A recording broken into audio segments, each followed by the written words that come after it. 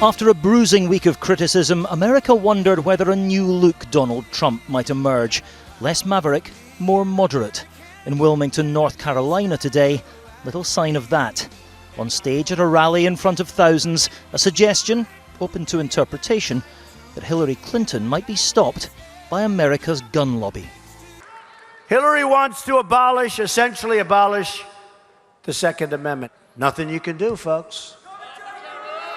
Although the Second Amendment people, maybe there is, I don't know. But Trump is not on the ropes, but he's struggling as influential figures from his own side now turn on him. Overnight, 50 Republicans with links to the security services signed a letter aimed at discrediting their party's nominee. From Michael Hayden, the former Director General of the CIA, to former Head of Homeland Security Tom Ridge. They said, "None of us will vote for Donald Trump," adding he was not qualified to be President and Commander-in-Chief. Indeed, they said, "We're convinced he would be a dangerous president and put at risk our national security and well-being." They closed by saying he'd be the most reckless president in American history.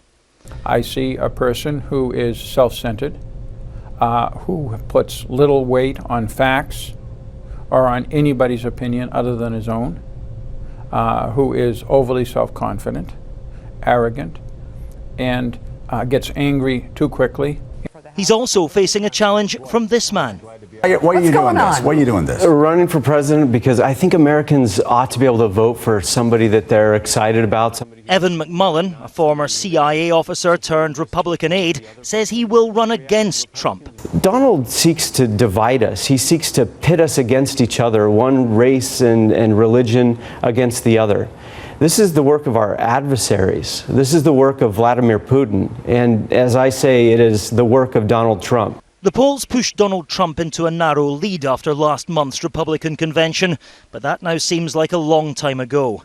Since then, a series of bust-ups, not least with the parents of a Muslim American soldier killed in Iraq, have seen his popularity slump and Hillary Clinton open a double-digit lead.